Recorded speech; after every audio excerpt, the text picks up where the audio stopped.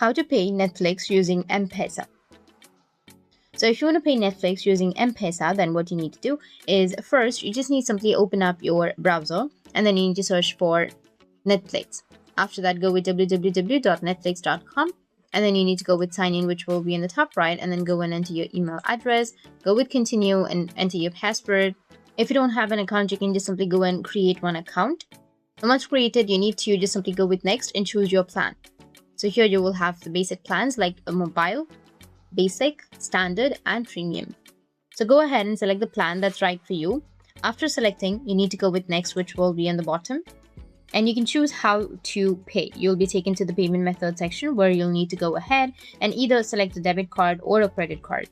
So right on this page, what you need to do next is enter your card number, your expiry date, your CVV, your name on the card.